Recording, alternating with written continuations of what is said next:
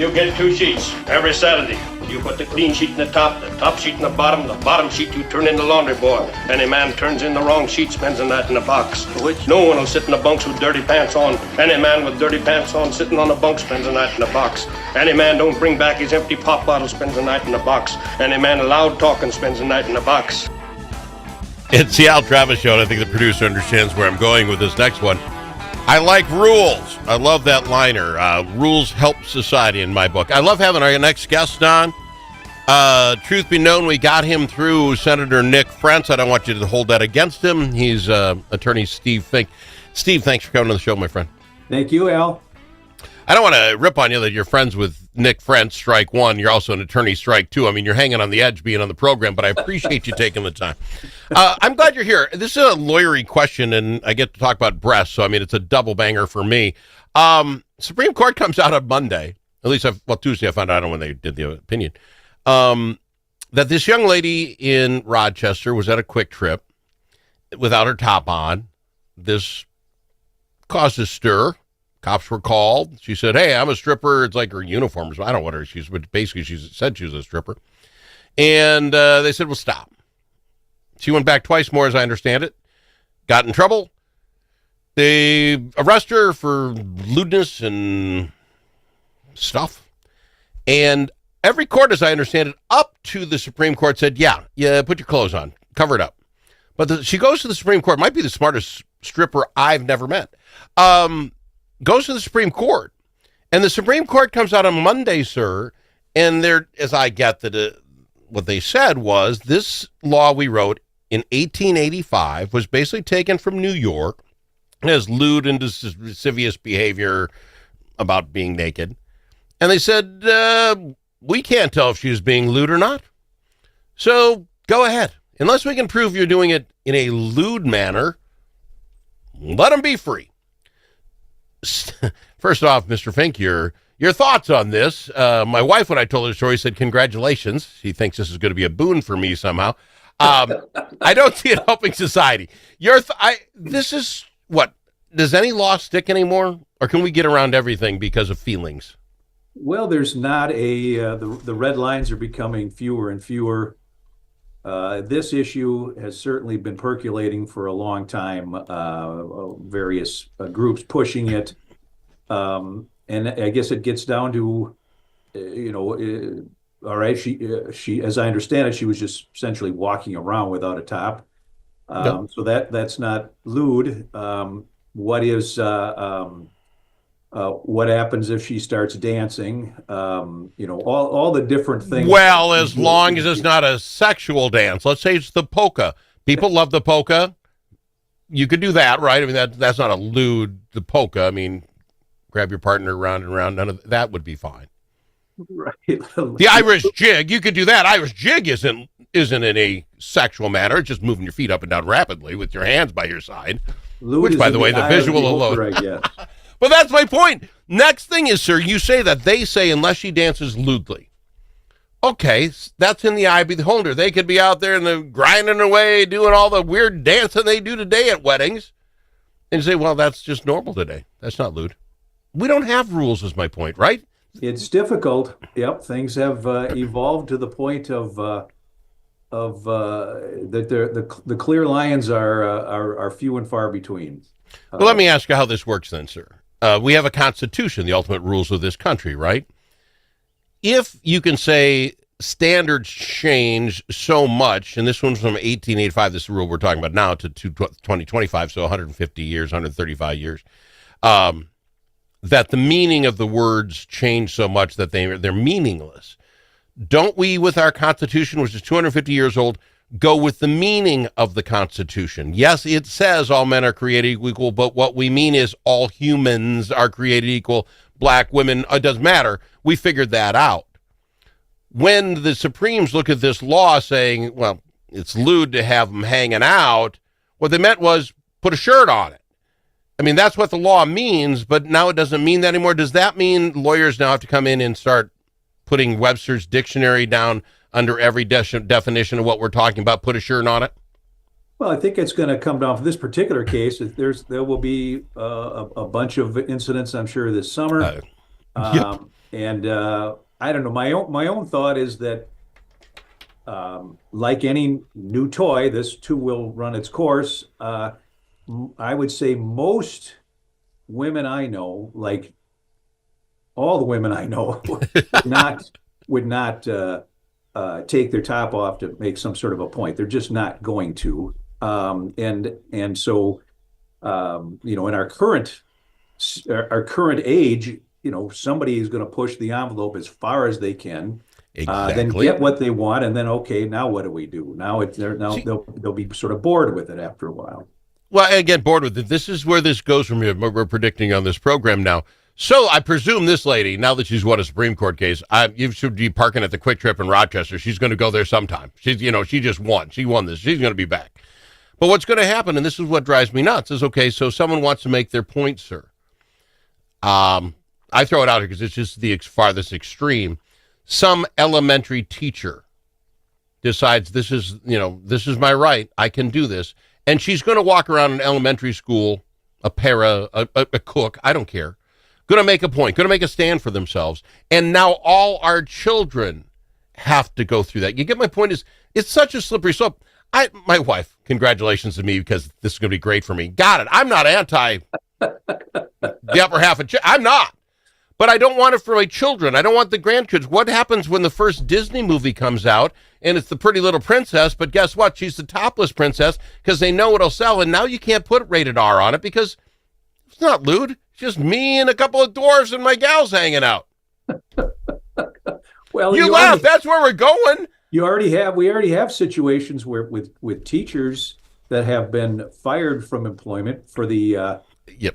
pardon my lack of knowledge on it, but I think it's all fans or fans Only fans only or something. Yeah, okay. Yeah, where they have Their own page. separate streaming systems, and men pay to watch these women, and then that of course will eventually leak out, and then what do they do for employment? Is it part of their expression? Is it off it's off the clock? It's their own personal business. I mean, it is a slippery slope, and there's so much money to be made by people who are willing to, prostitute themselves, not literally perhaps, but understand. prostitute themselves for there's a short window that people will take advantage of for their maximizing their ability to make money by showing us their bodies.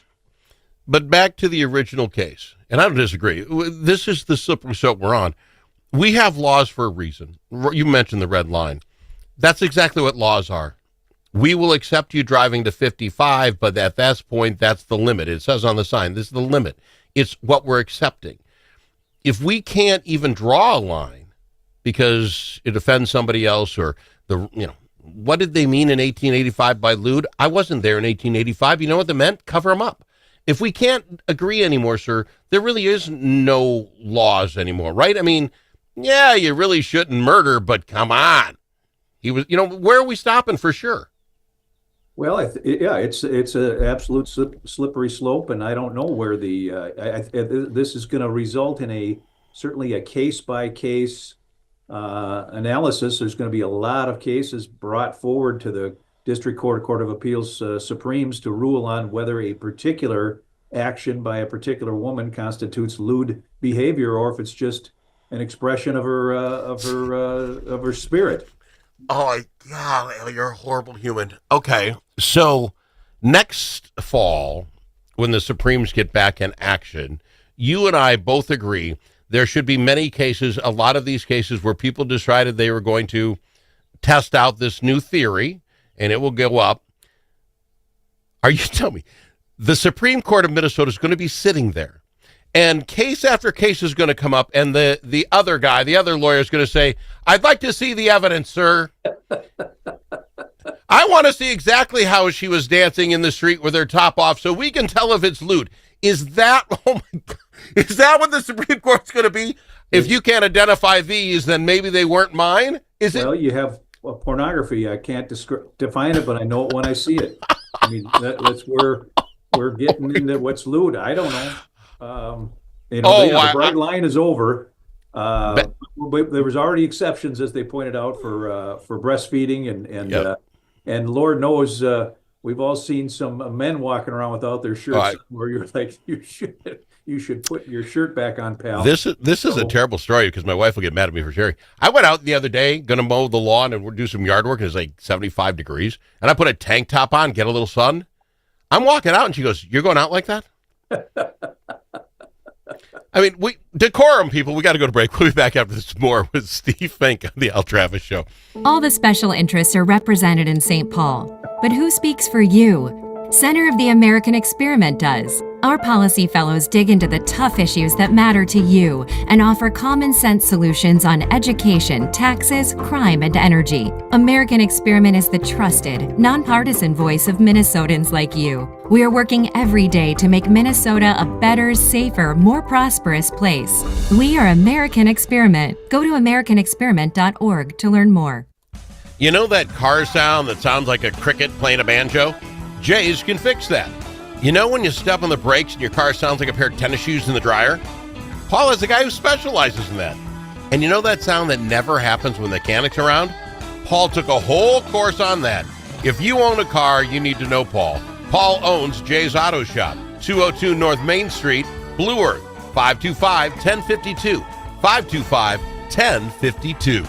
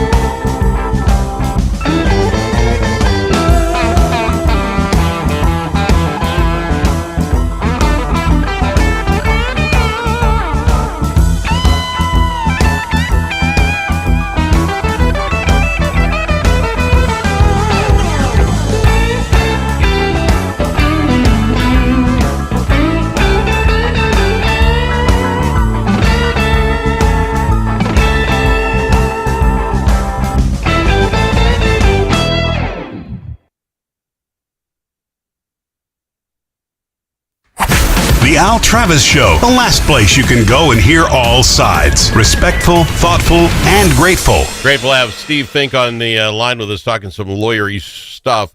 Steve, I don't think it's a shock that this happened in Minnesota with the Minnesota Supreme Court, all nominated by Democrat governors.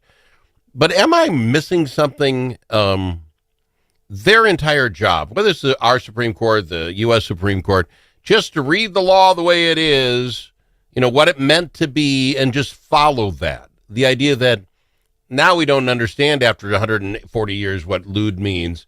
Are they allowed to, well, I guess aren't they supposed to just read the thing and tell us what it meant and go with that?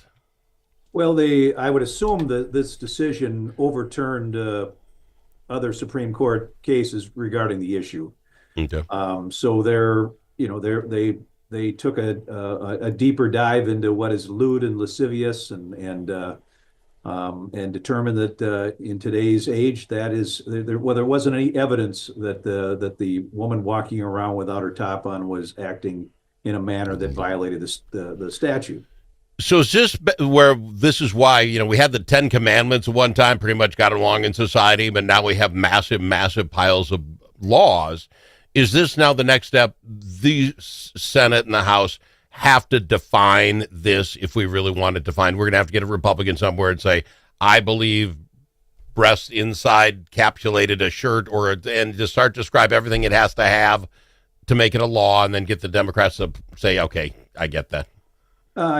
Yeah, so you have a court that I don't know if I'd call it an activist court or not, but they've decided that we're not going to send it back to the legislature for the legislature to figure out what this, further definition on this. We're going to do this ourselves, which has happened, of course, across the history all the time, where the Supreme Court, whether it's national or state courts, makes a decision that the legislature simply either didn't address or was not able to resolve. All right. Well, you're a learned man in the law, so that's why I like having you on the program. Here's the question I want to throw at you. This idea that Donald Trump, right or wrong, and I am not making a declaration, is allowed to throw 100,000 people out of the country because they're MS-13 gang members, they're not here legal, whatever the thing is.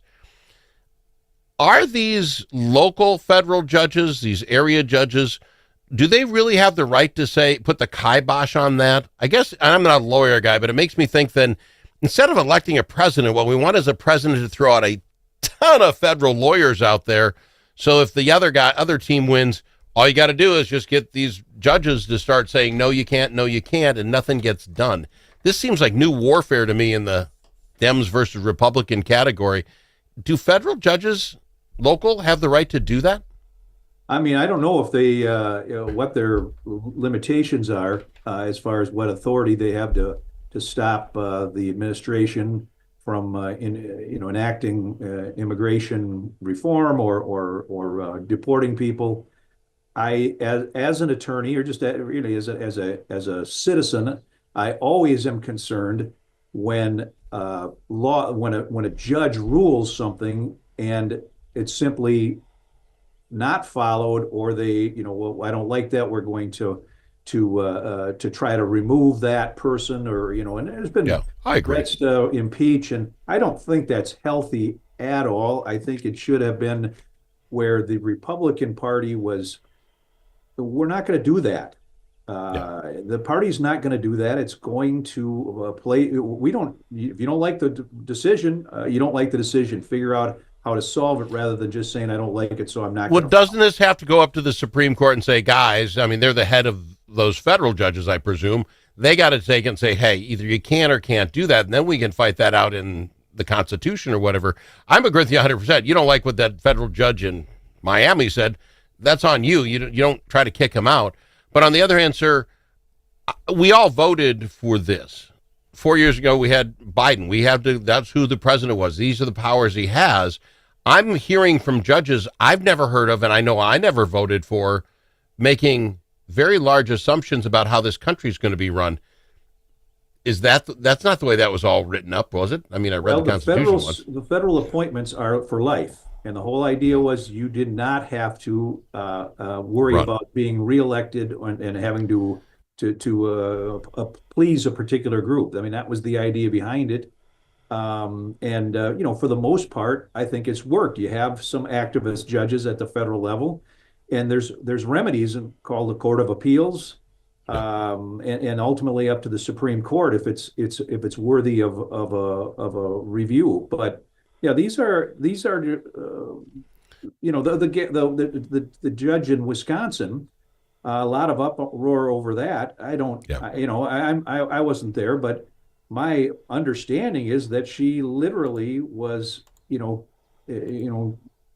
this guy out the back door, so I wouldn't get him, and I don't think that's her role. Her role is not to be the underground here. She's a judge.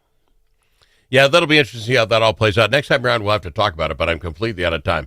Mr. Fink, I love having you on the show. Thank you very much for coming appreciate on. Appreciate it, Al. You have a good one. You too. Steve Fink. Hey, did you get a whole double eagle or something? I got it.